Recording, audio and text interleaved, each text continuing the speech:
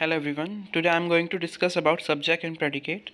This is the simplest topic in English grammar, but if you people have a little confusion regarding this, that would be clear with this video. Hope so. As we all know that the sentence has two parts. Every sentence contains two parts. First one is subject, other one is predicate. But I am going to tell you in detail about subject and predicate so that you would be able to recognize in every type of sentences that what is subject and what is predicate. Here I will tell you about how we make sentences.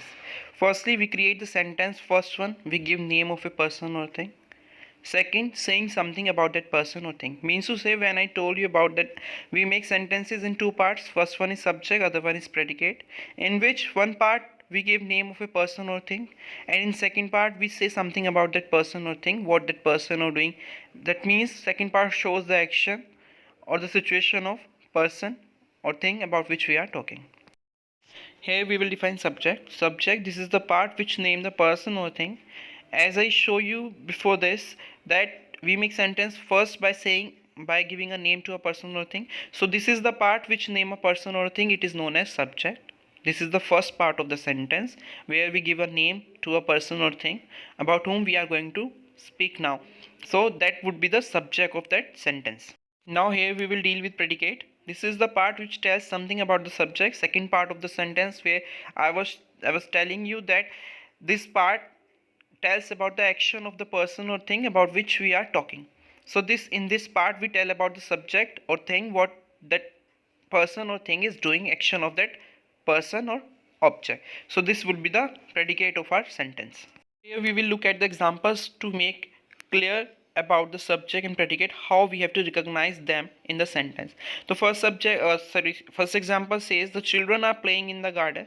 If we say the person or the thing about which we are talking, this is the children, and their action is that they are playing in the garden. Second part which has been highlighted shows their action, that is saying something about the subject, that is the children. So the underlined part, the children, would be the subject, and are playing in the garden would be the predicate of that subject. It means to say this sentence contains both parts, subject and predicate. Subject is the name of the person or thing, that is the children, and the predicate is showing their activity, that they are playing in the garden. Same in the second sentence, Sarah is enjoying the picnic. Sarah is the person's name, so it is the subject of the sentence, and her action is that she is enjoying the picnic, that would be the predicate. This is the easiest way of recognition of subject and predicate, but there are 2 points which you need to be remembered so that there would be no mistake in highlighting the subject and predicate in your sentences. So you have to remember 2 points I am discussing now. The first point which you have to remember, first, subject usually comes first, but occasionally it is put after the predicate.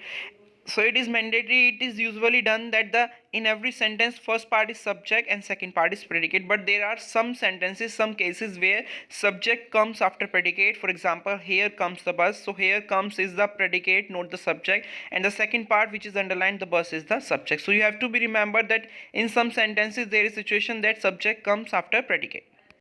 This is second case of imperative sentences. Imperative sentences are those, as you people know, which shows the mood of the speaker. Command, order, request, these type of things come under imperative sentence. So imperative sentence, example, sit down. Here the subject you is understood, so it is a predicate and the subject is hidden. So you have to understand that there is no subject, there is only predicate, subject is hidden. I hope there would be no confusion regarding subject and predicate recognition. It would be clear if you see this video properly. If there is any confusion regarding this topic, write in the comment.